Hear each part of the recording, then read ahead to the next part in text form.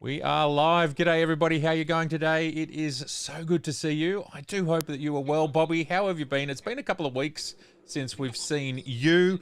And hello to everybody in the chat. I'm so sorry I didn't make it last week.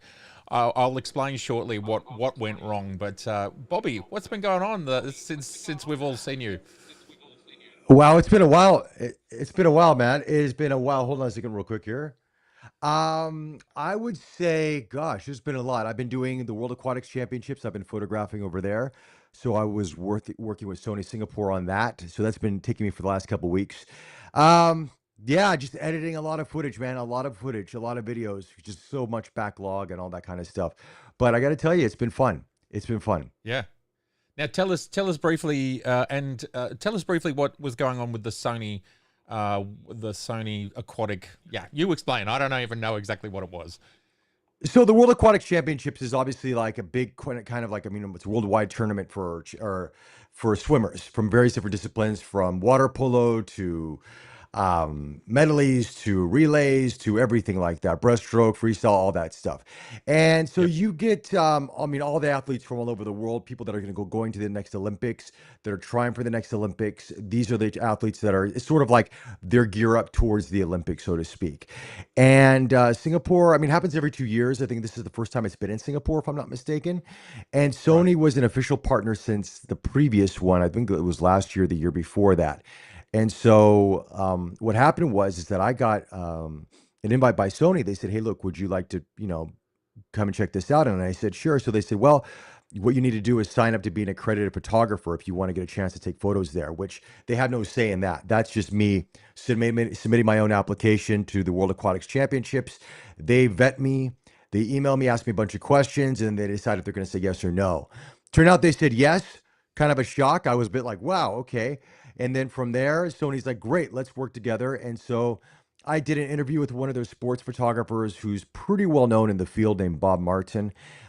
He's a multi-award winning photographer. And then I also saw the Hawkeye room, which is all the new technical cameras they're using inside the pool, in the way on top of the pool, and the way they capture sports. They're also going to be using this in the NFL in the US for football, basketball. They do use all this kind of technology. And it's all powered by Sony as well. So I saw that. But I think for me, my biggest takeaway was actually being an actual photographer at this, being in the pit with the photographers on the sidelines of the pool, at the diving arena, but also at the pool as well, and just learning about it in a very different way. Now, when you're there, obviously you don't have to bring your own gear because there's the Sony depot. And then Nikon had a depot, Canon had their own depot where you literally can just borrow a camera, bodies, any lens you pretty much want, and you go and photograph, and that's it. And it was awesome, man. It's like a kid in a candy store. You have everything at your disposal. And you just borrow it, bring it back when you're done. They check everything through, they make sure everything is great, everything's working at its top condition. It was fantastic. It was such an eye-opening experience. And for me, never really doing sports photography before, like understanding the pressure, but understanding how precise you need to be and how fast you need to be your reactive, the way that you capture things. It was fascinating. It really was. And I mean, this is why I think a lot of the brands there, they're sometimes testing new gear. I didn't see any new gear. I wasn't at that level, but they are testing new gear. They're getting feedback from the photographers to learn how to make those cameras better, because to them, sports photography is the pinnacle of photography in terms of the demands a photographer will need, versus someone that does lifestyle or street photography, things like that, which is a little bit more slower pace. But for sports photography, the speed of the autofocus, how the image handles a higher ISO performance, especially with higher shutter speeds, what lenses work, the performance of the lens to the body, all these things come into play. And they really take notes, and they're really listening to the feedback of the photographers. And then, obviously making notes for future firmware updates, future cameras, all that stuff. So the Sony team there I met was from Japan. And I mean, obviously they had a Singapore side, but a lot of the engineers that make these cameras, the A12, A93, all that, they're there. And you get to talk to them, which I actually had a great conversation with the guy who designed the autofocusing system for the A1 Mark II. And that was unbelievable, because I learned things about that camera that I didn't know, and people in Singapore had no idea. They were like, "Huh? It does that?" it was a fascinating experience, but at the same time, when you dial in the camera, and this happens for any camera brand, regardless of who you're using, when you really understand the system and the nuances, it can transform how the camera performs. And so sometimes we think, oh, the camera doesn't do this well, doesn't do that well. You may not know the settings, and there's deep settings within subsettings and subsettings that we just don't know about, but they do because they designed it. And I came away with that with a really good impression of the A1 Mark II. That is just one heck of a camera, man. It's unbelievable. Yeah. Amazing. And the 50 to 150. Yeah. You've had an amazing experience. You've shared so much with us. Yeah, the 50. So the 50 to 150, that's f2 through the range. So that's quite bright. Yeah. Sort of similar to the 35 to 150 from Tamron, except that's a 2 to 2.8, but it goes a little bit wider. Yeah, look, they're extraordinarily useful lenses. Yeah, they are fantastic. And the 50 to 150 is like a prime at every focal length. You know what I mean? So it's a fascinating lens. And when I was speaking to Bob Martin, he was talking to me about the lenses that he uses, which is primarily the 600 f4, because he likes to get close up. He likes the emotion of capturing emotion on people in sports. But at the same time, the 5150 said it's like a prime at every focal length. And at f2, you just get that little bit more edge than an f2.8. He said, ever since this lens come out, he's not even touched a 70 to 200 really, because it's just a 70 to 200 looks like a 70 to 200 image. But a 50 to 150, that is a special image, and it's a beautiful lens. I mean, you probably can adapt it to a Nikon system, but just use a mega adapt adapter if you want to do that, because I don't know if Nikon will come out with something like that. But wow, what a lens. And that was the lens he said that was being used a lot at Wimbledon this past year because of the focal range and getting that f2, you get that nice depth of field, that nice separation, and it's fast autofocus. Amazing. Amazing. Yeah. Well, I can't wait to have you got to play with it, yeah? Oh, I get to play with all of them. Phil Campbell says, shout out to Summer McIntosh from Canada. I actually got some great shots of her as well, Phil. So yeah, got some great shots that I'll be posting up on Instagram. But yeah, I got to play with all this stuff. All for 2 weeks. I had this at my hands. Amazing. You're absolutely a kid in a candy store, so that's wonderful. And now tell me, my question was going to be, what amazing gear have you used in the last little while? That's the answer. All it sounds like all of it was good. So I'm going to share what I'm excited about this particular week. And this is this tripod here from Heapy. I don't know and it's not Hippie, it's Heapy, Heipi. And wow, sorry, it's extended at the moment. So as you can see, it's big, right? And it's carbon fiber. But I'll tell you what I love about this thing. Built into this, now you kind of go, look, this is hard to do in this small space. I'm going to do this a different way. You kind of think, yeah, it's a normal tripod, and look, you've got your center pole, but the center pole is actually another tripod built into it. Oh, that's cool. Which is so cool, but it's not just because of that, but it's also because it's got 3 legs instead of 1, it's actually way more stable when you've got the pole extended. But then wait, there's even another, now I've got a full video coming out about this, probably in 24 hours time, but check this out.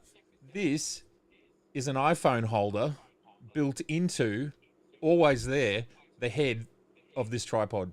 So this is my favorite thing and I've been working with this for a couple of months, and I have to say it's just so well built. Anyway, more coming up, but that's my kind of most favorite thing at the moment. Very exciting.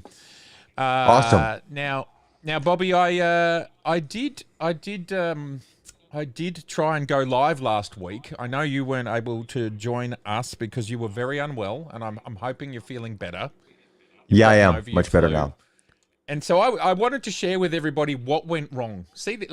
What could possibly go wrong when you've got this thing that you've got to deal with? Bobby, do you know what this is? You got, that Access Com thing, right? It's an Access Com sort of HDMI connection thing? The CMO. It's the CMO, Axoon CMO. And what this does is you plug your phone in, you plug this HDMI into your camera, you plug this into your phone, and then you can live stream anywhere there's 4G, 5G. But I just couldn't quite make it work. So I apologize to everybody for not being here last week. It's because I was trying to get this running and going out on the Z9 and actually doing a live stream shooting. So I will get it working. I've got Mr. Mozman helping me out trying to get this going, those that know Mozman. So, we'll get it going there. And yes, Seth, You are absolutely correct. We are. Well, I'm a big nerd, but my apologies. There were firmware updates. There were updates for the phone. There was just I don't know. And do you know what I Yeah. learned, Bobby? Because I kept What'd you learn? testing. I had to keep testing, and I kept doing these live streams, Hmm. and YouTube have a limit to the number of live streams you can activate per day. Did you know that? Oh, I didn't know that. How many live streams were you trying to do, Matt? Were No, you? not at once. This Yeah. was like, okay, I've got the picture working. Okay, I've got this working. Okay, this is working. Okay, and then finally it was like I got to get the sound working, and I got to 6, and they wouldn't let me go to 7. So Oh, damn. and then I'd finally got it all working, and it was like you're not allowed to go live anymore. So I'm really happy that we're here this week. They've obviously reset my live count. But anybody, if you try and do more than 6 live streams in one 24-hour period, you won't get to the 7th one, and ultimately that's why I didn't go live. But there you go. So my apologies for that. Now, I also want to comment. I saw Superman, Bobby, because last time What'd you you were on. think? Yeah. Well, Yeah. I, no, I don't feel what you feel. I think I've worked out what I feel, which is different to what you feel, which is I liked it enough, but I think I'm a bit tired of all of these things. Am I getting a bit old and grumpy? Maybe. No, But it's you know, it's a it was okay. It was okay. And we've got different vibes. Like I really didn't like the Lex Luthor guy. What's his name? Nicholas Holt. I didn't buy yeah. him. He's too baby faced for me to be an evil madman. Anyway, and I felt that Crypto was a little bit CGI, but otherwise I didn't mind. And it also felt like an episode. You know how they're building towards the wider universe, so it just felt like an episode rather than a complete movie, if that makes any sense. Anyway, Yeah. that's my It's a take on it. yeah. No, I'm with you on that one. Honestly speaking, I wasn't a fan of the film. I thought it was poorly edited. The script felt very just chunky and it wasn't really. I mean, some of the dialogue was really good at the beginning, and then it just became very slapsticky. And I feel like, I mean, if they continue on with the Superman, it's going to get very tiring after a while. I don't know. Just for me, it just did not feel like Superman. It felt like Guardians of the Galaxy with a blue suit and a red cape. And I feel like I was expecting, I wanted a bit more from James Gunn. I wanted a bit more of that Christopher Reeve vibe. Because that's, I mean, but I might be wrong. Maybe this is a new Oh, generation and they want to see Superman being bumbling around with the dog and, getting his ass kicked in every single scene and not being a Superman because that's all it was. He was not saving anybody. He didn't even save Lois Lane. She's flying a spaceship. When she flies a spaceship, I checked out. I'm like, I'm done with this movie. This is just dumb. I didn't. That's just me, though. Yeah, okay. No worries. Well, we won't spoil Yeah. any more of the movie for anyone else that's seen it. I was excited to see Supergirl, though, that she's coming next. Oh, the drunk one. Yeah, the drunk Supergirl. Yeah. Yeah, that was funny. I thought that was funny. Yeah. You didn't Yeah, think that was the funny? Aussie. Anyway, the let's Aussie. move on. Wait, Yeah. is she No, an it's all good. Aussie? It's all good. Yeah, she's Aussie. She's Oh, Aussie. I didn't know that. Yeah. I Yeah, didn't. she is. Well, can I tell you what happened in our screening? What happened in our screening was just as they caught Lex Luthor and got into his thing, they broke into his lair thing. Yeah. The projector in our cinema went off. Oh, wow. And then they didn't turn it back on, so I had to find a dodgy version online just to see the ending. No. Anyway, Really? yeah, truly. Anyway, let's move on from that. Because they said, oh, that's a good point. I haven't got my refund. I've forgotten to get my refund. I've just reminded myself, and that was like 3 weeks ago. Anyway, let's move on to the headline for this week, which, there's a few things we want to talk about, but it was recently talked about in Bloomberg, and I just want to show everybody the website. Oh, yeah. This isn't something that, people are just making up in the corners of the internet.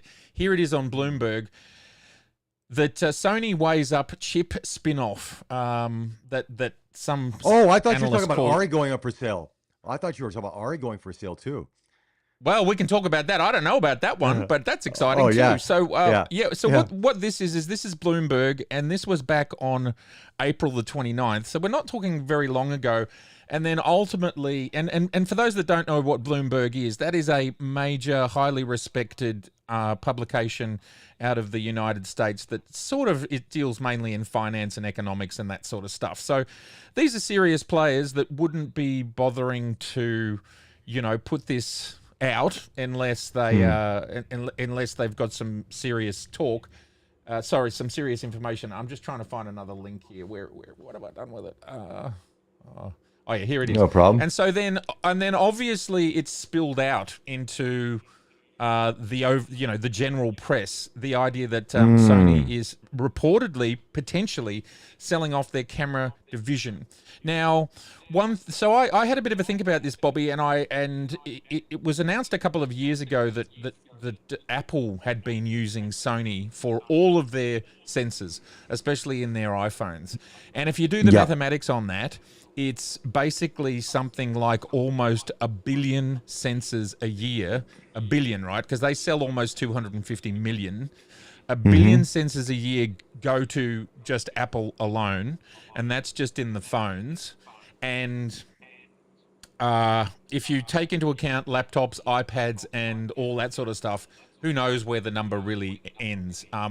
We can even talk about the fact that there are sensors even in our Apple Watches, because that's how they read our pulse, right? So it's not a sensor as we know a camera sensor as such, but it's still a light sensing sensor. You would have noticed on your Ultra, just like on my Apple Watch Ultra, there's a green light that shoots out, and that's in order to collect our pulse and so on. So Apple has bought a lot of these chips, over 1 billion a year. And the industry basically estimates that's around 25% of Sony's overall sensor business. So if Apple are to move on, because analysts are also predicting, and not only are they predicting, but there's real hardcore evidence that Apple are actually starting to patent and design their own sensors.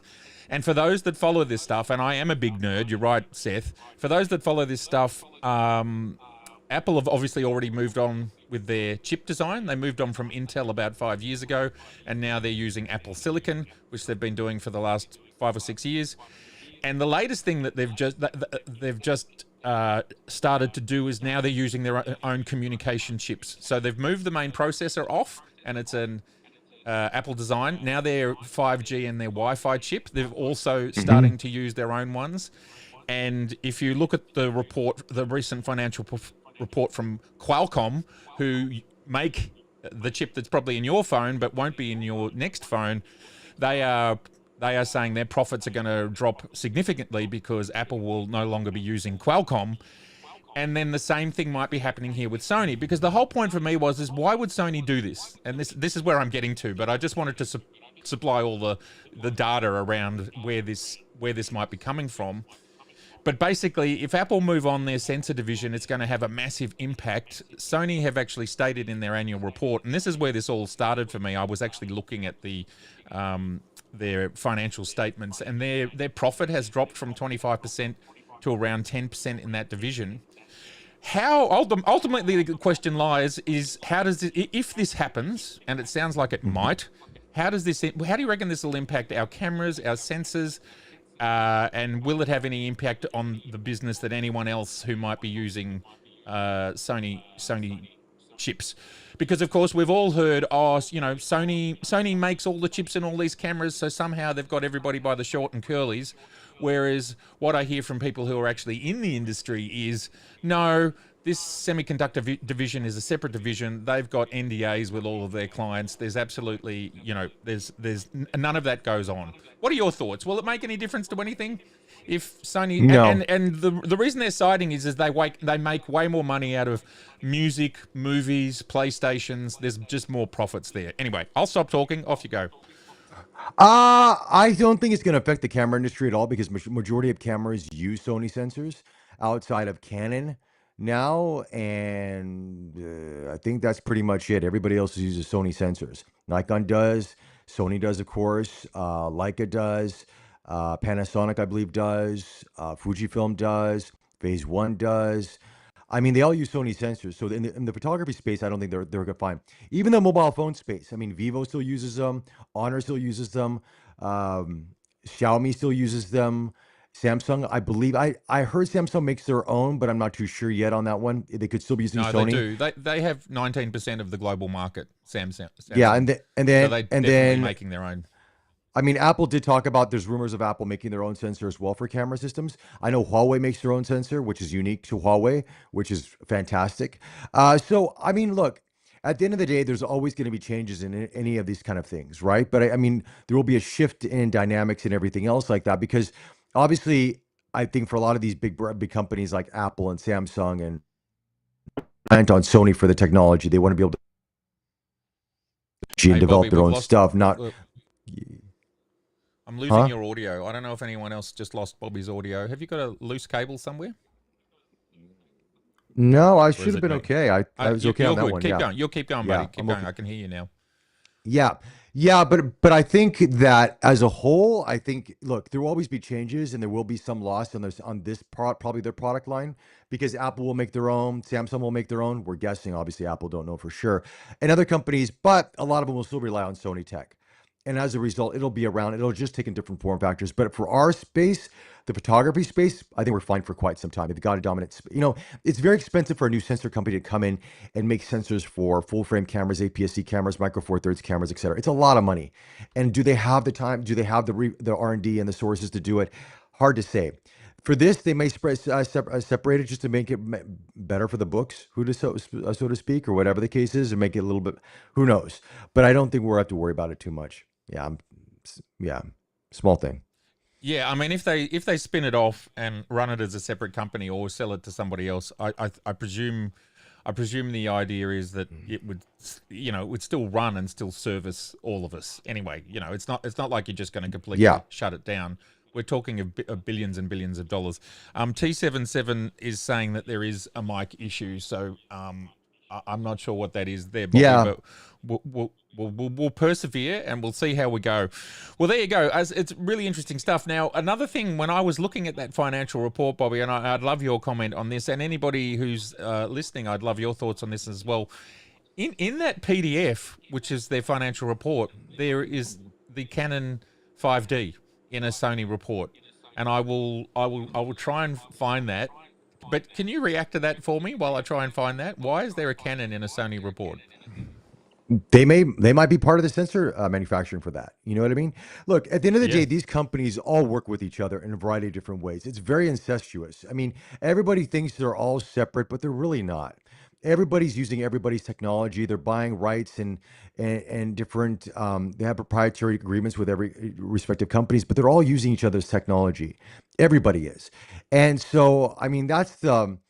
I guess when you go on YouTube, you got all the shows and the hype machines out there trying to, Sony versus Panasonic versus Nikon versus Canon. But at the end of the day, all these brands are laughing in the background going, we use it all. And when you understand that, you realize we're just bitching about small things. There's just software choices or firmware choices. But a lot of the hardware, a lot of this stuff is very, very similar in many ways. So you will see appearing on your screen in the next 10 seconds that this is, let me know when the PDF appears for you, Bobby. But Yeah. this is the front page here of the imaging and sensor solutions for Sony semiconductors. Has that appeared yet, that page with the cameras? It just says expanding creation with video. Yes. So, and then you'll see the first page, and we'll scroll through that, and then you get to that page. We'll get to that page that you just saw. So that is a Canon 5D Mark IV in the corner there, which is I mean, okay, was but you know what? was a You know bit of what, a Matt? surprise to me. It could just be someone pulling a stock image and putting it on there for the report. It looks like Yep. that too. So I mean, I don't think we should put too much weight into it. You know what I mean? It could be a stock image because it looks like a random camera because there's no branding on it whatsoever. If it was Well, they've Canon, removed it. yeah. Can I So I tell mean, you? Can I listen, tell you? this happens all the time. In my video, I put them up side by side, and they've removed Canon. They've removed a couple of buttons. They've removed all the labeling. Anyway, it was strange to me. Someone also suggested that the camera on the top right is also a Canon camera. I can't quite tell. So Hard anyway, to say. Yeah. obviously the other one's an iPhone, and the other one's a Pocket 3, which we both know use Sony. Yeah. Anyway, it's pretty weird if Canon don't use their sensors at all, and they're appearing once, maybe twice in this document. But no worries. Look, we have seen this before, that these things happen accidentally. It's true, and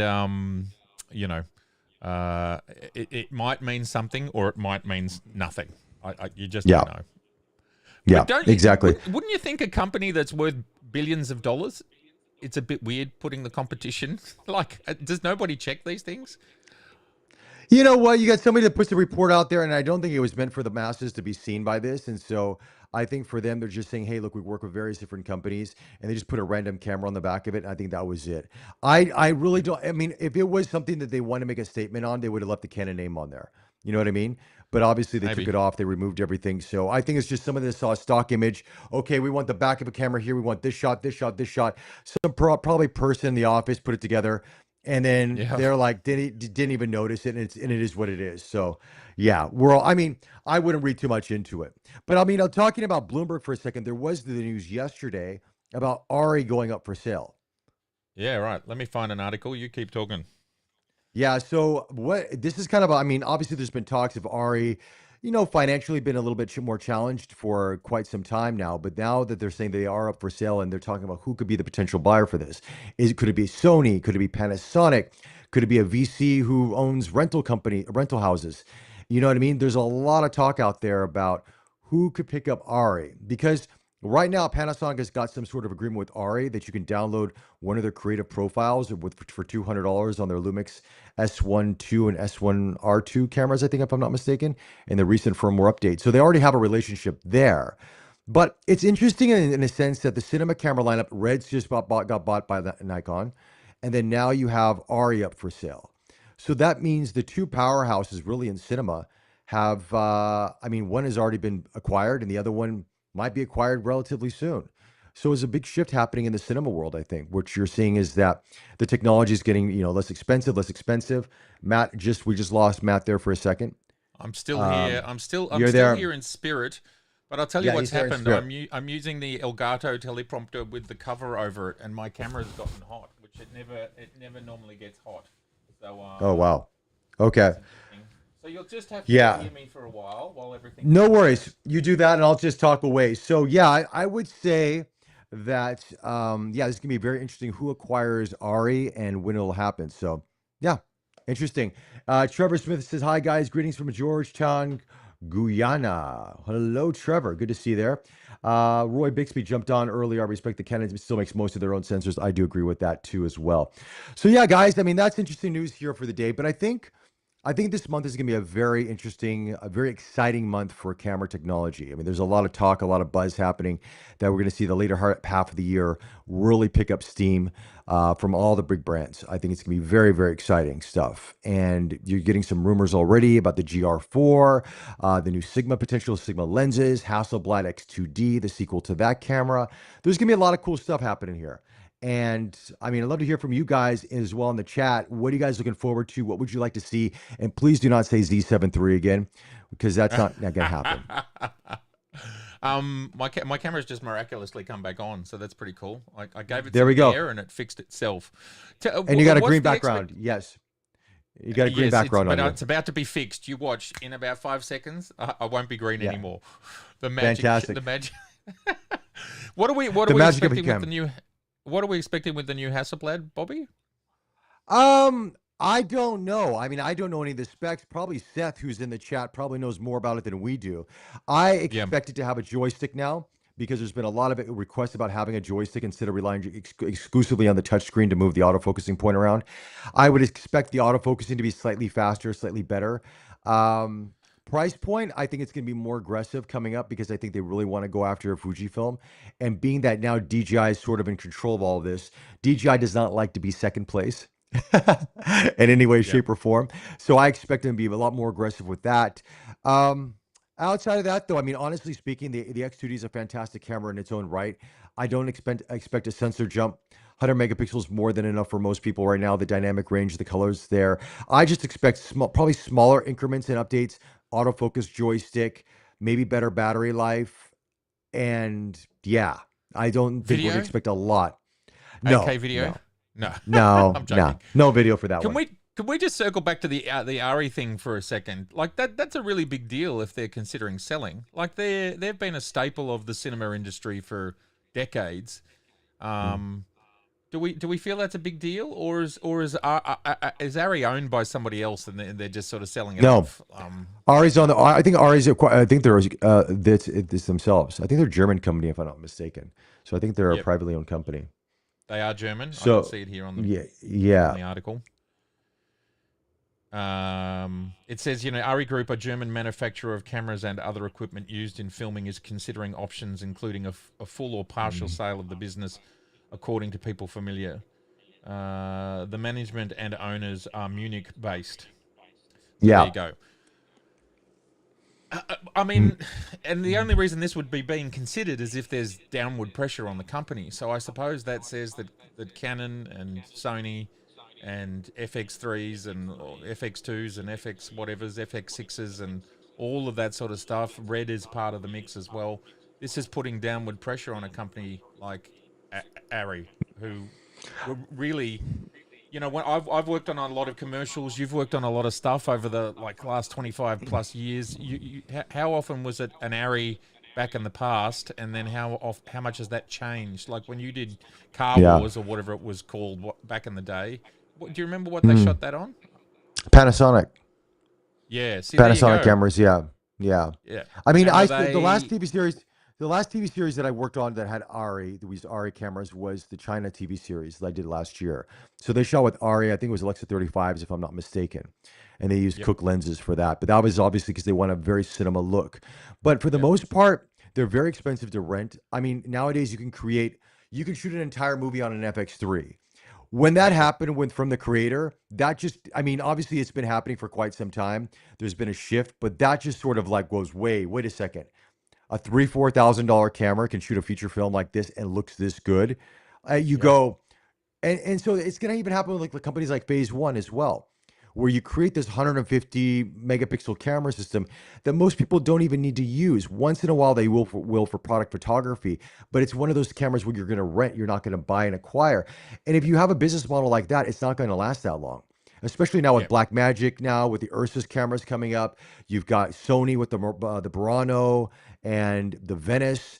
You've got Canon's not really been much of a player right now in it too much. Red's been acquired by Nikon and they're now coming up with new stuff. So, I mean, it's just going to be, I mean, it really is going to be a shift in cinema going forward. Plus, I mean, the cinema industry right now is taking a bit of a hit. It's not doing as well as it did before. People are Yep. watching more stuff on streaming now than ever before. Movies are not coming to the theaters as big as much as before. I mean, and a lot of studios are running, they're not making money on the movies. So, yeah. And I do feel like more productions are being made, but they're being made on tighter budgets, and so using a $10,000 to $20,000 camera is much better than using like the new. I was just like one of the companies that sends me emails an email for the new ARRI, and it's $97,000 here in Australia, whereas Yeah. you can probably get a Komodo X or the Burano, which are half or a quarter. I mean, the Komodo X is 10 grand, 12 grand here, and it's going to give you the same result at the end of the day, you know. I So mean, yeah, yeah, close. Yeah. it's sad. It's sad to see that a company like this is, probably in Yeah. trouble. You don't sell your company unless you're in trouble. But things are changing. Now, we've got a lot of questions. The first one is from Roy. Yeah. New DJI XD3. The rumor is more an XD2 Yeah. Mark version II. 2. Yeah. I wouldn't call it an That's a XD3. strange naming scheme, XD3. isn't it? Yeah, they did that with the X1 too. They did that with the X1D. They had the X1D Mark II, and then they had then the X2D. So this will probably be the X2D Mark II. My guess is. I don't think though Yeah. you will see it be called X3D. I think X3D would be a major jump. I think this is just a spec bump for the most part. Yeah. Interesting. Ron Pollard is saying, I'm looking forward to the Nikon Z120 to 300 2.8 for Z and the 200 f2 for Z. Yes, we're all looking forward to those. They are the absolute deluxe God mode lenses from my perspective. No whispers really on those yet, but No. we do expect all that deluxe glass to come. Now, T777 is asking, how much would a Nikon with a red sensor cost? Well, I think probably the most expensive part of the red cameras is the sensor, and that's Mm-hmm. why even the Komodo, which is a Super 35 or much the same as APS-C, is still 6 or 7,000 USD and around 12,000 Australian. So I'm guessing that sensor is very expensive. So I don't know if you actually put a red sensor into a Nikon, whether they'd get much cheaper, because I think they're very Yeah. special sensors. Keep in mind, these sensors are global. They're global and they've got solid dynamic range. So they're different beasts, and Sony don't make them, so we don't know what sort of yields. The reason chips are so expensive, sensors are so expensive, is to do with first the R&D and then the yield. In other words, how many do you get from your giant wafer that actually meet all of the specifications that are required? And so there's the two sides, the R&D side. Now we've got Bruce is saying, but the AF update has to be huge. Bruce, what are you talking about there? The AF update in the Probably for the Hasselblad, I'm guessing. Yeah, Hasselblad. I'm guessing Yeah. the Hasselblad. Yeah, I think so. I think they have to come up with something quite significant, and I think it has to at least be close to, or if not on par with, the GFX system. But I have a feeling they can do it because with DJI's technology, the active track system, the autofocusing technology that they have, they can do this very easily. And I think Yep. that's probably what we're going to see is a much better autofocusing system in the X2D Mark II. That's my guess. And I think that's going to really shake things up for the GFX users out there, because people prefer the Hasselblad color science, or color solutions as they call it, because it's a more of a neutral base. So if you're taking product photography, portraits, you don't always have a film simulation attached to it. With Fujifilm, there's always some sort of film look to it. Even if you go standard, it's still a filmish look. And that's something that I think a lot of pros have been asking Fujifilm is, will you just give us one profile that's neutral? But they don't have that. And I don't think they want to do that, because that's sort of their magic, their forte, is to have those simulations. So Hasselblad really does a great job with the colors, in my personal opinion. Probably one of the best cameras for color science out there. Them, Nikon, Leica, kind of the top three, in my opinion, that I really enjoy using. And so I would expect the autofocus to improve on that. And then I think that's going to really give Fujifilm a run for the money. Yes. So Ron, our thoughts on the Laowa 200 F2 rumor? Well, I actually just saw that's I think it's kind of official. I don't think it's a rumor anymore. I think it's an autofocus lens. Is that right? It is. You kind of It want is. it to be. Yeah. Yeah, it is. It is. I think it's Yeah. I think it's very exciting. Like the only Laowa lens I've used recently that's autofocus is the 10 mil, the 10 mil like full frame. Amazing. I thought it was a brilliantly made lens, and that's from 2 years ago. I hope they send one of those out to us to have a look at. But look, and I saw a picture of it, and the industrial design looks beautiful. It's quite compact. So I love what they're doing there. No, I have no idea about pricing or anything, but it's certainly going to give everybody a run for their money. And maybe Nikon's one is, years away, and Nikon will let them do one in Z mount. I think that'd be really exciting. Do you have any thoughts on it, Bobby? Yeah, I hope, I had a Laowa lens in for review, but I had to send it back. I couldn't make a video because the performance wasn't good. They had some bad copies. So I'm hoping, obviously, and I think other reviewers have the same issue. That's why there's not a lot of videos on the lens. So I'm hoping that with this 200 F2 that they get that stuff worked out and get it on point, because obviously this is going to be a lens that's going to be quite sought after for a lot of people. Now, obviously the rumor is Sigma's coming out with their 200 F2 sometime in August, based on the Sony Alpha Rumors guys, Andrea or something. He was talking about this. I saw a video Andreas, he said that something like that last night.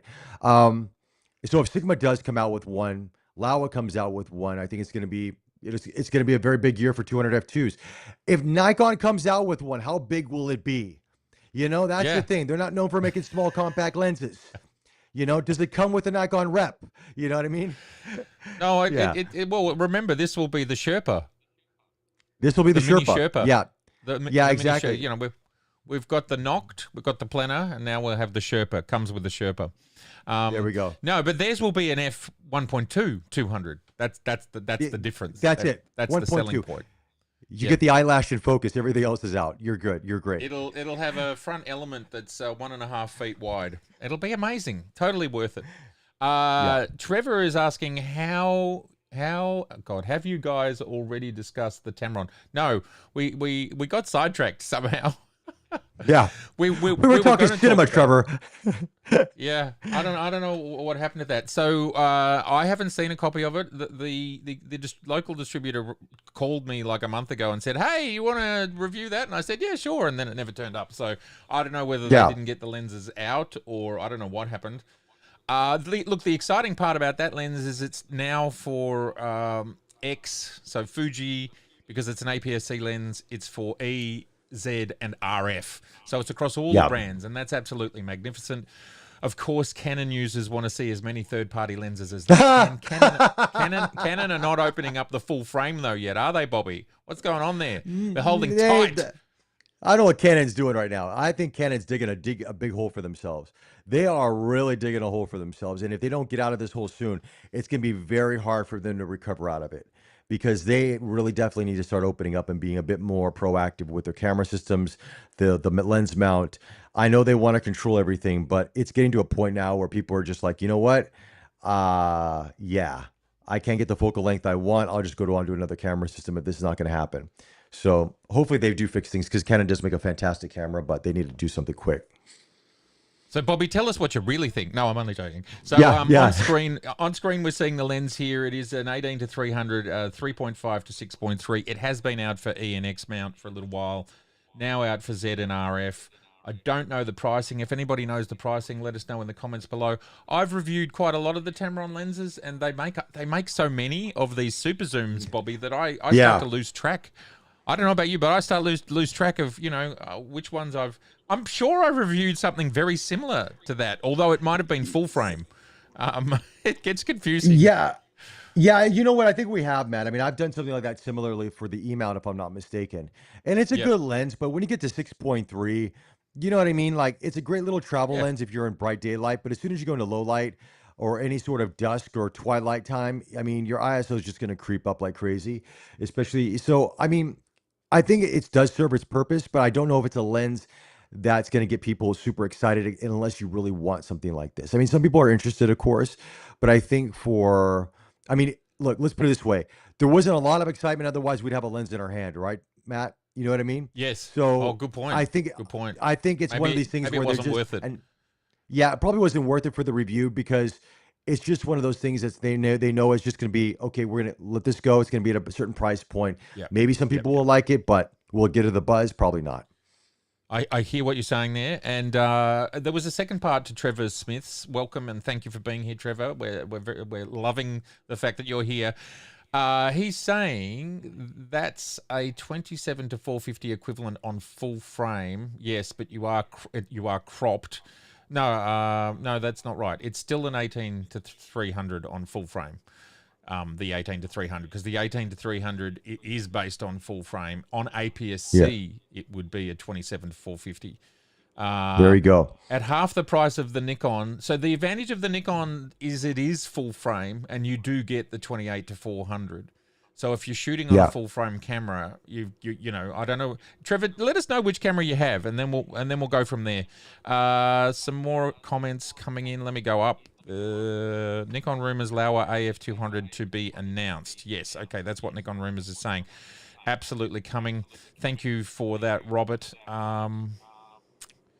Global sensors are still too expensive for stills cameras, says Roy. Yes, baby medium format cameras like the GFX and the DJI aren't about fast focus. Well, indeed, interesting that you say that, because I actually got to pick up the new Sony RX1 R3 at FrameFest, and I got to play with the focus. And interestingly, that lens is slow. It's a slow to focus lens. And I didn't realize it's not just from the last RX, it's from the previous RX. So that lens has been around now for like, I think it's 12 or 15 years. It's very interesting to me that they've stuck with that old lens. But I agree, for that type of camera and that type of photography, you don't need fast focusing lenses. You don't. They're for street and portraiture. They're not for, you know, a 35mm lens is not for birding, right? The GF, no. you know, that beautiful GFX that you had. What is it? The GFX RX or whatever it's called. The fixed lens one. Oh, the RF. Oh, the RF 100. Yeah, was it the GFX R1? GFX 100 RF. Whatever it is. GFX 100 RF. But that I mean, lens has no. That's not for birding. No soul. No, but that lens has no soul to it whatsoever. It's a very flat image out of that lens. It's a very flat image. You know, I mean, Fujifilm makes some beautiful lenses. That one to me, when you take a photo with it, it just looks like a high megapixel street shot, like a snapshot. It has no depth of field. There's no pop to it. It's very like, I mean, for me at least, it's uninspiring for that lens. And I like a lot of their lenses. F4 doesn't help, and obviously F4 No. is like a 3.2 or something when you convert it Yeah. back to 35 mil, which is still not Yeah. huge. Yes.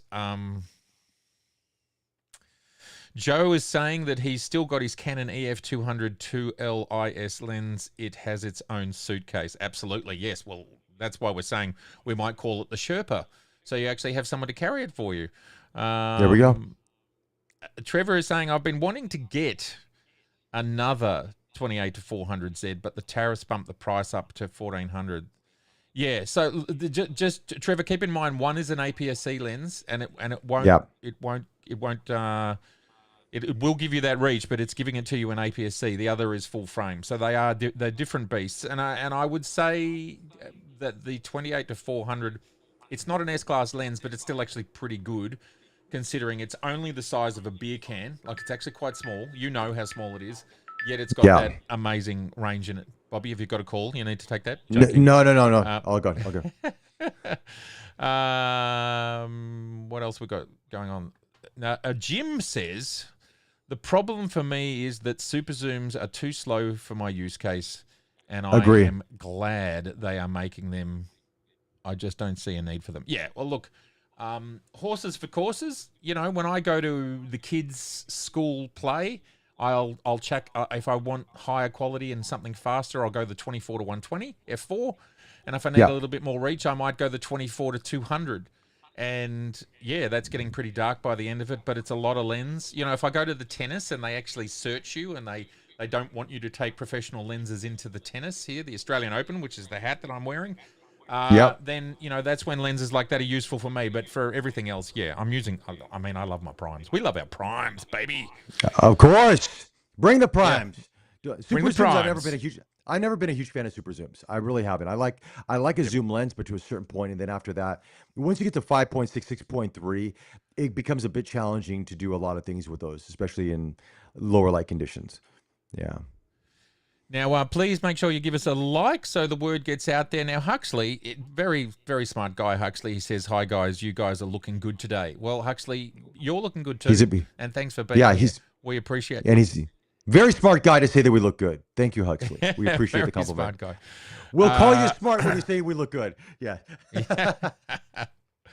So Trevor's just written, I've got the Z8. I use the 28 to 400 for video when doing work conferences and events and so on. Okay, well, that's good to know. So what that means is you could shoot 4K in crop mode, and you could use that Tamron APS-C lens and still get 4K and get the reach that you're talking about. So that would work if you're okay going to crop mode. Exactly. And I'm sure, Trevor, you're across the Z8 and Z9. When you put them in crop and in slow motion, you actually you go from a 1.5 to a 2.3 times crop, which means you get even more distance. So that 300 mil lens becomes what's the mass, Bobby? We can do it quickly. 30, 60, 600, 690. I think that becomes 690 mils. Someone grab a calculator on the long end. Sounds good to me, Matt. Matt, you're pretty good at this stuff. Bobby. I'm going to go with your words. You're going to go. Great work, Matt. I think you got that nailed out. You know, Matt, it's too early in the morning for math for me. Yes, but I'll go with you on that. I'll go with you on that one. It's 2 hours earlier where you are. Now, speaking of more lenses and speaking of Canon and speaking about how sad we were. Yeah, very sad. Guess what Canon did this week? Nothing. No. Well, no. They released the RF 20mm f1.4. And, Where? Where? Well, it's interesting. There hasn't been a lot of noise about it, has there? But I didn't even get a press release sent to me. Nobody even sent me a press release on it. No. Yep. Well, it's out. It's $3,000 in this country, which kind of feels like a lot. That would make it about $2,000 is my guess. Wow. And I don't know anything more about it. And obviously you, excuse me. Obviously you don't know. I didn't even know about it, Bobby. You know, normally I would be on a press release where I get an email from the PR company that handles Canon. Nothing. Yep. You okay there, buddy? You okay? Yeah, sorry. I don't know. I swallowed a fly. I don't know. You talk about your press release. It happens. No, I mean, I've not heard of this lens at all. I mean, but this is the Yep. problem that's going on with Canon. What's going on with the marketing team over there? They've gone very, very quiet amongst all the other talk out there. They're not getting the word out. They're not talking about these new lenses. They're not talking about new stuff. I'm really concerned about or were they waiting for something big to come about? I mean, what's happening? I mean, this has not been the Canon motto for quite some time. They've always been pretty aggressive, getting their lenses out there, getting them talked about. And now it's like, there's a 21.4 and it's like crickets. Yeah. I'm surprised too. Anyway, well, there you go. That's out for anyone who might be interested in the RF 20mm 1.4 VCM ultra wide angle. I have a Z. I don't know a lot about 20 mils, but I do have the Z 20 mil 1.8. Have you ever been a 20 mil sort of guy, Bobby? I tried 21, the new Type 21 millimeter 1.4. That was a really nice lens, but it's a mount lens. It's manual focus, really beautiful lens. But I'm not big on super wide. I think beyond 24 for me is not something I naturally gravitate towards. Yeah. But I mean, everybody's gonna have their personal opinion on that. Some people love to shoot wide angle. I'm not. It's not big for me. But I did like the 21 from Type. I really like that lens. The way that it rendered the pop, that 3D pop that you got, the nice separation from your subject to the background. I mean, there's a bit of vignetting, of course, when you're wide open that way. So you're gonna have to do some compensation for that for the most part, or if it's in camera compensation, or if it's in Lightroom or Capture One or DxO Mark. But I sometimes it can render very beautifully, especially at 1.4. Yeah, absolutely. So Trevor has just asked, what was I saying about the slow motion? So on the Z8 and Z9, Trevor, when you choose 100 frames per second or 120 frames per second, and Hmm. then you choose to crop, normally your crop would go to 1.5, but in those frame rates, your crop goes to a 2.3 times. So if you go to choose dial up 4K 100 FPS, dial that up, and then choose to crop to DX, it actually gives you 2.3 times. And what that is actually pixel for pixel from the sensor, from that 45 megapixel sensor. And so you will actually get even more out of your lenses, more reach. And if you want, contact me offline if you want me to explain that again. I've got a couple of videos about it as well. A Yeah. video, maybe even the 28 to 400 video might explain that. But it's a really great feature because you're getting, let's say you've got a 70 to 200 on, and you now that 200 is 2.3 times, which means it goes out to 460 when you use Mm. that 460 millimeters field of view equivalent, which is a lot for that, and you're still getting 4K. Anyway, there you go. We're nerding out on that. Just a little bit of housekeeping for those who might own a D6 or a D780. There has been firmware updates. Go check them out. Wow. Yeah, Really? I know. D6? They still. Wow.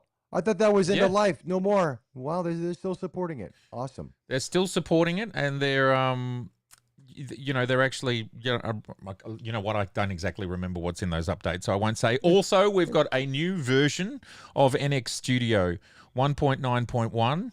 I don't know what's in that exactly, but there you go. So that bit of housekeeping there, and Awesome. I'm sure there's lots of other stuff going on, but I haven't managed to get across it all this week. I actually had some photo shoots, real photo shoots that I had to go and do for real clients. Now, I wanted to close out this episode, Bobby, talking about Yes. should pros disclose when they use AI in their images. Now, I'm going to set up a little bit of a poll Okay. for You people set that up. to vote. And how do you feel about this, Bobby? I guess it depends on how you're using AI. For example, if you're getting rid of people or somebody that is really being a deterrent to the photo, I don't find it much of a problem because let's say it's a background person or whatever the case may be, because at the end of the day, the subject and everything that you're shooting is the actual photo, but you're getting rid of some. I mean, for example, when I was at the World Aquatics Championships, they were giving away the medals and the trophies. And the people that weren't even giving away, just these ushers, were literally right there in the shot covering, and all the photographers are like, guys, move, move. And they were just so blur that people had to move around. And at times you got a little bit of a corner shoulder here, shoulder there. I don't see a problem removing that. because at the end of the day, your main focus, your subject is the real deal. You're just getting rid of a shoulder or something like that, or maybe the half of a person that's in the way.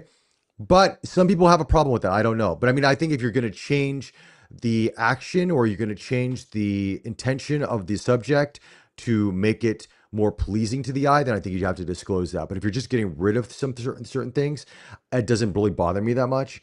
Again, if you're depending on the type of photography that you're doing, I mean, I think there is room for a little bit of flexibility on that. But I'd love to hear from you guys in the comment section below. What do you guys think on this? Because this is going to be a hot topic of conversation, especially because it is now getting so good that you can remove things and change things up a bit, and it will make things a lot easier. So, yeah, love to hear from you guys inside of it. Yeah, I know what you are. I know you are. So, Matt is putting up a poll in the comment section below. Let us hear your thoughts. Do you think about AI and professional photography? Should it be implemented or not? Should you let people know that you're doing it? I think there is a I think there's a limit to what you should do, be able to get away with, because obviously you can just do so much. Now, as soon as you do any sort of retouching, there's AI involved now. You know, you remove a pimple, you remove a shadow, there's AI involved with that. So where's your threshold line? You know, for me, I think it's changing the intention of the subject, and obviously putting people in a position or a background that they weren't there. That's wrong.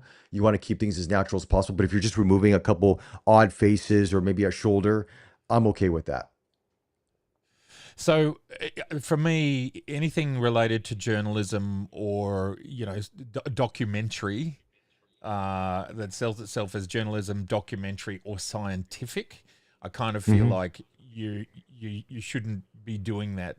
Anything that's created for the sake of creativity. And by the way, everybody, there's a link there in the stream, in the comment stream, that you can link to and vote. I'd love you to vote right now. This is something we're testing for the first time. Yes, no, or use case dependent. So jump there. Just let us know, is the link working? So for me, let me click on that link, Matt. Yeah. See, is the link hot? Does it work? It is. It's hot. It's working. It's working. Oh, baby, it's hot. I love that. Oh my God. You are working. So right now, based on the 5 votes that we have, Matt, because we're rocking and rolling on this, 60% said yes, 0% said no, 40% said use case dependent. There you go. It's flying. Yeah, that's our 5. That's based on our 5 votes. Yeah, that's based on our 5 votes. So obviously, we hope to get a few more votes to get a much more of a better tally. But yeah. Yes. It'll come. It'll come. Jump in and vote, because it's really interesting stuff. So absolutely no question for me. And then when it comes, like, what's interesting to me is I have had, I've been asked to judge photography competitions. And what's interesting about photography competitions is, for example, some people will do it all in camera and maybe with just a light touch when it comes to contrast and a bit of color and a little bit of dodging and burning, a little bit like what we do in the darkroom. And then other people take it a whole lot further. And from my perspective today, there literally should be 2 different categories. Images that are treated in just the more traditional methods that we know that photography are, and then photographs that really are changed. They're basically changed. Like if AI has done anything, because there's a bit of a difference between removing a rubbish bin with, your cloning tool, which even that requires a little bit of skill, right? You've actually had to be good at that to make it work, versus you just lasso a bit of the frame and say remove bin, and it literally is building backgrounds and adding trees and doing all this sort of stuff. And that's not part of the original composition. So for me, in photo competitions, it's critical to basically separate now AI adjusted and non-AI adjusted. That's my thoughts there. Let alone the journalism and scientific. Obviously, when it comes to, this is obvious, but policing, forensic photography, absolutely no chance of changing anything. But if you're doing it for social media and you're just saying, look how cool we are, or look how many prizes we won, you're not really making a statement of fact as such. It's and if you're just creating artwork and pieces of beauty, I actually still think it should be noted. Like, let's say you're putting you've taken a photograph of the winners of the best actors at the Academy Awards, and somebody fell over, someone holding the thing fell, or whatever, or the curtain's Yeah. broken or something. I actually still think it should say photographed by, Bob, slight AI retouching or something. I just not I not mean, not because it's yeah, not I'm because I against think that. you kind of need to explain that, but You're gonna, it's like but you'll have creating to a explain what you do, and that's the problem that it gets into. I feel is that the moment you say AI retouching, automatically people are gonna think, did you change someone's person? Because they think the most extreme. So then, no, no, no, I adjusted there, I adjusted here, I adjusted here. You got to have a paragraph for every photo now of everything that you did, and then someone has to decide, is that too much or too little? It's gonna get to a point. I feel that no matter what we do, like if you say, as soon as you say AI adjusted, you're screwed. Even if you got rid of a pimple, you can you explain the five different AI touches you did on an image? It's very hard to do. It's very, very hard. I don't know. I mean, I feel like it's a challenging time. It's going to be very challenging. yeah. Like, what's the limit? And I think Deborah has a very good comment here in the chat. She says that's the problem, isn't it? Everyone has a different idea of what the use case is. And the thing is, if you disclose it, you have to disclose everything you've done to an image, and then at the same time, you have to disclose how you edit the image. So now, photographers who make a living off a certain look based on the colors, the way that they grade an image, the way that they do this. As soon as they have anything that's AI related, they have to explain exactly what they did that image, and everybody has to see it, and they go, "Oh, that's how they did it. Well, that's their secret sauce. That's their way that they color grade." Okay, so now everybody will replicate that. So I feel it's a bit tricky. You know what I mean? It's a hard topic. It's a very good topic, Matt. It's a very good topic because Well, it's a really, yeah, yeah, even if you don't explain what you've done, I still think, like having judged these competitions, and especially, let's say, 5 years ago or 3 years ago, where it was a bit more rudimentary, um, you could kind of see the difference. You could see what was going on. And for me, that, it was kind of like, well, we can see it, so you probably should talk about it. Do you know what I mean? Like, mm, I don't know yeah, what I'm trying to say other than, but I think when we get to the point where it's like, there's no idea, but the artist didn't create what is in front of you, and I suppose it's okay to say, well, yeah, but I made I made choices. I made choices about what the AI did. Sure, but I've used AI to mess around with stuff, and honestly, we can't control it that well, and it largely makes things that I don't like or I don't want, and so I end up not using it. Um, yeah. so I don't know. I think there is so many versions of it. But if I was entering a photography competition in that particular use case, I think it goes without.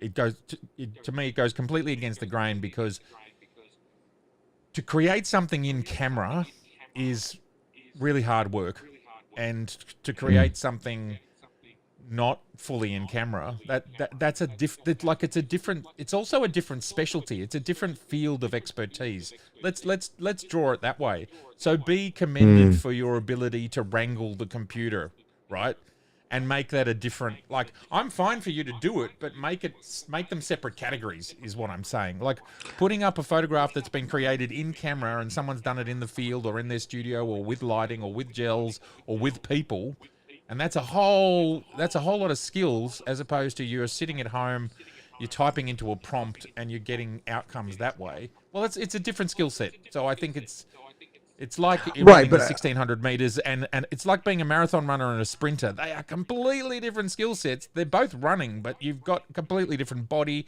completely different skills, completely different stamina, completely different training. And so but that here's the thing, right? But here's the thing, that just to tap on that for a second, right? Is that if you say, okay, but image completely AI generated, fair enough. But pretty much now you're on the honor system anyway. Because even if you get that image, you're not going to know if it's done by AI or not. People can erase all that information and you would have no clue is that anything's AI related. So you're on the honor system anyway. So I guess you have to say, is this person real? Is the person real? Like if the model's name, whatever the case is, or wherever you're at. I mean, it's going to be very, very hard to tell now. And what we're seeing now as consumers, I mean, professionally, they're 6 to 8 months to a year ahead of us. And what they're able to do now with AI, we have no clue. So, I mean, but Jay says something in the comments very interesting. He goes, I disagree with Bobby. The details don't need to be disclosed, just the statement that AI was used. But here's the thing with that, Jay. The moment you say AI was used, everybody's going to question everything about that image. Is the person real? Is the setting real? Where was this taken at? Is this a real camera that's used? And even if you just got rid of a garbage bin or a dust bin, you have to explain what you did, because otherwise your whole image is voided out. Even if 99.9% is real, but you got rid of a garbage bin because it was just sitting there, there was no choice, or you couldn't run up there and move it. You know what I mean? So I don't know. I just find it very. This is really fascinating, Matt. It's a very challenging topic. Yeah. It is. And look, I'm a guy that was doing this from in a dark room, so to have any manipulation was extremely difficult. And then I've used Photoshop since version 1, so again, you basically had to be like a painter if you wanted to remove something and rebuild the background, right? And this would take hours and hours of very, you were basically like a painter. And that was the same way that prints used to be done, is they would sometimes literally paint. If you wanted to remove something, someone would have to paint over a print, and then they'd rephotograph it. That's the good old days. I'm okay with there being a line in the sand between, did you do it on your computer or did AI do it? And I'm not saying there's no right or wrong here. It's not about right or wrong. It's just literally about flagging it. And as for will we know, well, the whole point of authentication, which is now coming into all of our cameras, the whole image authentication and that chain of provenance that's now going to be built into our files moving forwards. Newspapers will actually use it, and whoever else wants to use it will use it. They are going to know. So what's going to be embedded in the file is what's actually happened to it, and that's the reason for it. And I suppose photography competitions could have the same access to that metadata. Now, of course, will people be able to remove that? I have no idea. But right now, all of the camera manufacturers and the newspapers and news outlets are very keen to have that happen, and they're doing that for a reason, right? They're doing that because they want to be able to say to you, Bobby, that photo that you saw on the front of the paper when somebody got shot, that's all real. Everything you've got there is real. Nothing's happened to that file. Nobody's got anything to worry about. And I think it's still critical that the things that we see, we know we're actually seeing it. Like that's important. I mean, it's different if it's social media. It's different if you're taking, you've just seen the aurora in Iceland. Like that's different. You're going there for art. You're not going there to tell factual stories. So, yes, it's a strong. Look, it's a diverse topic. We could actually talk about this in each. Use case. Talk about it in birding. Talk about it in reportage. Talk about it in portraiture. And I think we'd all agree that in portraiture, of course, it's okay to remove a pimple, but maybe it's less good to take 30 pounds off somebody. Like right. No, but for example, for birding, right? For birding, a lot of birding photographers, they do use noise reduction and they use sharpening. Now those are AI-based software systems that look at your image, reduce the noise based on the average grain or what it sees, and it reduces the noise. And then on top of that, the sharpening. Sometimes they look at the bird and they sharpen the feathers and the details based on what it sees. So again, if you say this for wildlife and birding, I mean, most birders do this nowadays. So then, is every image by a birder AI? You know what I mean? Because I know a lot of them, they do this and they put their images up and they go for competitions. It is the actual bird.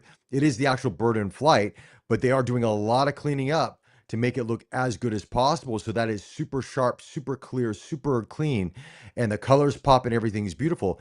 But you could say that software is AI too. It's not replacing something, but it's enhancing something through AI. So now the question is, Roy just gave us $5 for coffee money, probably because we're talking too much. Thanks, Roy. But but I mean, but this adds another layer to it, which I think again goes to that question: is now you have to disclose everything that you do, and you're going to give away for some people the software that they use, the secret sauce that they use, and I would rather say photographers are artists. This might be the best way forward. Is that if you're like if you're, let's say, photographer, let's say for the news outlets, AP, Reuters, something like that, whatever the case may be, you might be a documentary photographer. But anything outside of that, you're an artist, because where do you draw the line? I mean, Yeah, it's yeah. yeah. I hear what you're saying, and I think it will depend on ultimately the context of where you're delivering your work and the statement that you make around your work. And I still feel that if AI is involved, and I don't think you have to outline it, but if AI is involved, you go, look, yeah, I did a bit of AI work on this, and that's it. Or this is straight out of camera, and I've just lifted the shadows and hit the saturation. Yeah. And See, and and and Yeah. No, Jay just says something. Jay says something in the comment. He goes, "As a wildlife photographer, I agree with Bobby. AI noise reduction and sharpening is widely used." Yeah. Yeah, sure, but I mean, what we're not doing there is changing the narrative. That is not changing the narrative, and it's not removing any of the scene. That is just simply diminishing noise. So so you could be dogmatic and say that's AI, but what we're doing is talking about changing the narrative or the story of the image. Fair enough. I So mean, that's where, and that probably should be the criteria. So if you're changing the narrative of the story, so if you're getting rid of the waistband, it's not changing the narrative of the story, so that's okay. You know what I mean? But if well, you're adding another person, or I could argue though that because I've done this in the past myself with the good old fashioned cloning tool, is that you've got an old fashioned let's say you took a photo of an old fashioned pier, but they put a modern bin in the front of it, and it's like, oh man, that just ruins the shot. It's actually changing the narrative of what you did. So there's your intention, which is fine, and I agree, because my intention is I want to show this old pier, but it's not a document anymore. It's more than a document. So it'd be like maybe you need to acknowledge that that's happened. yeah, Anyway, there's so many use yeah, cases and so many variables. It's just not funny. y- yeah. G'day, Rakesh. Lovely to have you here. And Deborah says, this is all fine, but we never ask retouchers to reveal what they did to a photo. Agree, Um, agree. She's got a point. She got a point. We never ask them. And there's retouchers, all professional retouchers. Every ad that we see, car ads, this ad, that ad, makeup ads, fashion ads, all use a lot of retouching, a ton of it. Oh, yeah. I mean, Well, I look, think, and I think AI for those things, what it's doing is looking at, is basically speeding up the process from us using a cloning tool and manually doing it. It's assessing hundreds of thousands, if not millions of images, understanding how those tools work, and it speeds up the process versus film versus digital. You know what I mean? It speeds up the process. yeah. Well, advertising, which is really where retouchers work primarily. They don't really work in any other fields, maybe a few other fields. Mm, Advertising is different to me, we're not talking about documentary. Advertising mm. has always been a highly manipulated environment where they'll have an elephant Yeah. standing on a new something to say, look how strong it is, and there's no way they ever got the elephant to stand there. So yeah, I've got no problem in advertising. Of course, unless they're making a false claim. But there has been backlash, even in Mhm. advertising, about making models thinner and doing all that sort of stuff. Like, we've all seen those articles where, Kim Yeah. Kardashian's been changed too much or whatever. So I don't know. I don't think it's just lock, stock, and barrel just accepted across the entire industry. You can take all of these things too far. Um, yeah, Yeah. and you could argue that let's say someone makes an anti-aging cream and they show the before and after, and then they've photoshopped that. You would say that it's like, well, that's false advertising. But my guess is we get a lot of this stuff that sits in the grey areas. And I mean, Bobby, you would be aware, and probably everybody's aware of these images where people will lose weight, and the Yeah. lighting that they will put on the person when they're overweight is really bad, and then the lighting is changed to show the muscle and the how lean they are, and it's different. And they literally, and every time I see this, and I just laugh my head off, because it's like, you've changed the lighting to exaggerate things. And Yeah. and you know, I'm not, and at the end of the day, that's BS. So I don't know. It's a complicated subject, but I agree with it. If you're an artist, that's fine, and you don't need to disclose how you did it. But I think if Yeah. you're entering into a competition, there should be two categories. And when it comes to social media, anything goes. Like whatever, do whatever you Yeah. like. Nobody's going to police that. Yeah. But you know, you're in the image industry, and you would have your comp cards that you Yeah. would send to agents. Yeah. There'd be a limit to what you would be comfortable augmenting before you wouldn't. You know, you'd turn up to a casting agent, and they'd go, "Well, this isn't Bobby, so you need Bobby to look like Bobby, right?" Well, I mean, yeah, that's the thing. But there's a lot of models or a lot of actors, even back in the day, and they probably still do it, who do, maybe get rid of a few lines and maybe soften their skin, maybe get rid of some pimples, maybe look Yep. themselves a little bit more youthful and vibrant Yep. to get their foot in the door. Then obviously when you go and you see that person, they're like, oh, okay, you know what I mean? So Yep. yeah, Yep. I mean, there is always something that we have to say is that is it the exact shot of this person? And the only way you're going to get that is just literally just a snapshot, and that's it. So, but everyone's always going to accentuate themselves to look a little bit better. You know what I mean? They're going to find the Definitely. right lighting, the right angle, the right this, the right that. So yeah, I mean, I totally get what you're saying. And I think that, I mean, Phil says something very interesting here. He says maybe any use of generative tools should be disclosed. And I do agree with generative tools. The problem with what's happening, though, especially in Photoshop, is they're merging generative tools with the standard tools now. So it's no longer, you can turn it off, but by default, it's either on or it's on auto. So it's getting to a point now where the average person has to turn everything off and do it all by hand, or you're going to get that generative tool that's going to help speed up the process for you. So I don't know. It's very simple. I am Dr. Love is like, let's just change the topic. Z72, Z52, or Z63, budget 5,000. Yeah. Do you want to have more megapixels? If you want more megapixels, the Z7 II. It really depends on what you're shooting. I am Dr. Love. Yeah. How much love are you capturing? Lots of love. He's doctor. He's a doctor. He's a pro. Movie newbie says in a competition the playing field should be level. Totally agree. Or you've got separate categories for separate types of manipulation. Yeah. To answer Dr. Love's question seriously, it really depends on what your use case is, Dr. Love. It does depend on your suitcase as well. It'll make a slight difference in size. Now, all those cameras are actually very similar sizes. And are we talking $5,000 For $5,000 you get a lot of options. Rakesh has just asked a question. What cameras you guys are using for the live stream? I am on the Z30, and it's been living the dream for me for many months now doing this. But I put a blanket over the top of it today, and it got hot. So, but it's still going strong. How about you, Bobs? What's going on? I'm using a Z9, using the Z9 overkill for live stream, but you got to get that beautiful, I don't have to worry about you have a couple lying life around, so you just set that one up permanently. The battery life is so good. You can live stream for 2 hours. You're good on this thing. And it don't long. You'd be able to live stream longer, I reckon, than 2 hours. But that's amazing. Yeah, it can. Yeah, very good. All right. Well, look, that's been a great debate, and I think we should have more conversations about that and maybe refining it a little bit. But I would love to thank everybody very much for the robust conversation. Indeed. Roy doesn't want to know what's in my suitcase. Yeah, fair enough. Yep. You don't want to know what's in my suitcase.